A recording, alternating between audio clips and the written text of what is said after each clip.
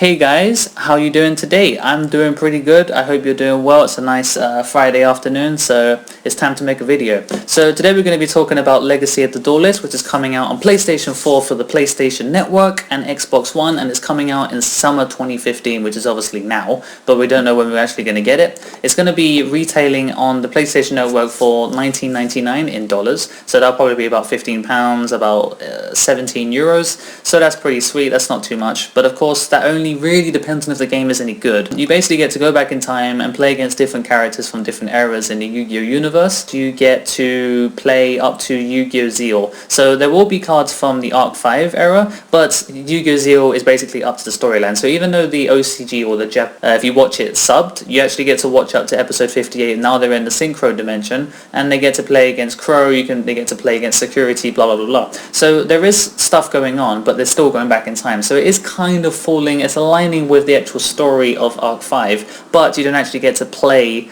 in the Arc 5 era, but you get to play against their characters. So you get to play against Declan, I can't remember his name in the OCG, sorry about that, and you get to play against Yuya, you get to play against Ruri, Selena, blah blah blah, blah, all those people. So you get to do that stuff, which is probably quite sweet. We have 6,600 cards to play with, including new pendulum summons, which is sweet, which obviously implies that maybe the set goes up to maybe Secrets of Eternity. It's not completely up to date, but you know what, we'll take that because it's better than what they've done in the past. It'll be the very first Yu-Gi-Oh game available for the PS4 and Xbox One, so from that we are hoping that the graphics will be decent, that the frame rate will be decent, but if the frame rate isn't good, then we're going to be disappointed because we're thinking, is it actually using the hardware properly, is actually is actually making use of the fact that we're playing on a supercomputer.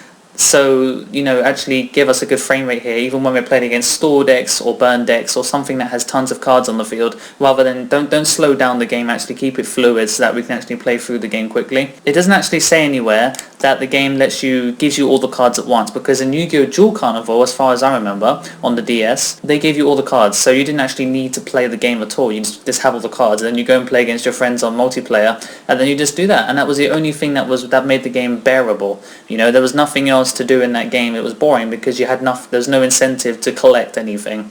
So one way that I hope that they would do it, which is obviously my personal suggestion here, is to make the collecting the cards easy, but not too easy because then there's no challenge, but actually give you in a way that you get packs, because I play Yu-Gi-Oh! Dual Generation on my tablet, and they give you one pack, right? One specific pack, and that pack contains almost every card in the entire game. So you can't build an archetype because you'll never get all the cards you need. You may get something like Elemental Hill Wild Heart, you know, it's like, oh great, I've got this card, but I don't actually have any other hero to combine it with. So in that sense, you kind of hope that Konami will eventually start doing their pack structure in a way so that when they give you packs in the game, you actually get to choose which kind of archetype you want to start building for. So maybe everything from the Dual Terminal universe, so everything from the first 6 Hidden Arsenals, for example, or maybe everything from Hidden Arsenal. So if that's the case, then they can give you that pack, and you open that pack and you pull a whole bunch of Ice Barriers, Steel Swarms, Constellas, everything like that. So you can actually decide what you want to build, and if you keep buying those packs, eventually you will have enough to build an entire deck. And it's not like Yu-Gi-Oh! Dual Generation where you have to buy literally 2,000 packs or something, and this is with in-game currency, I'm not talking about real money.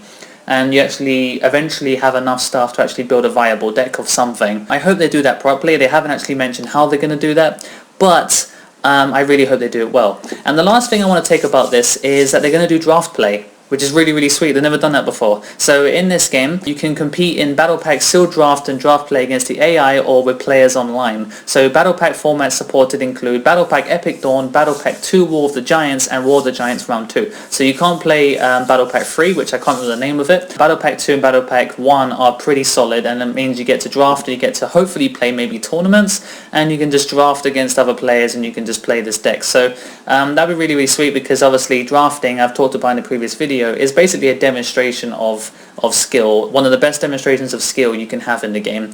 But at the same time, I feel like a lot of people would rather just play their decks rather than having to play drafting, but that's for another time. So I'm really, really glad that they do this, and I think this is a really important thing to take home, this battle packing drafting, because the game doesn't have longevity over maybe a week. You will play it for a little while, you may enjoy the graphics, it might be quite nice because there's a picture here, if you look at the link down below.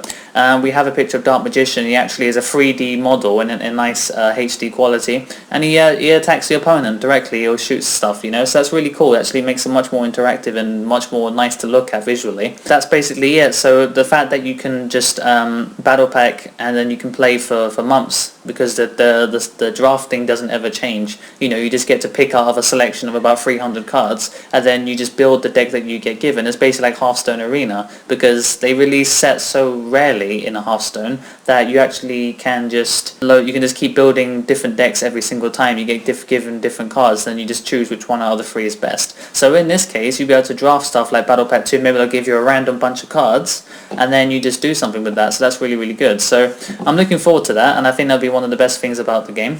And overall, I just hope that this game is actually really decent, but if it's not, then it'll just be another crappy game that Konami made for Yu-Gi-Oh! And we'll just chuck it in the bin just like all the other ones. So anyway, comment down below your opinions, and I hope it's going to be a good game, and whether or not you're going to buy the game or not, we'll have to wait and see if it's going to be worth buying at all. So maybe after the game's actually been released, I'll come back to this and we'll talk about the game, maybe like as a game review or something like that. So thanks for watching, guys, and until next time, the Thetcglover is out.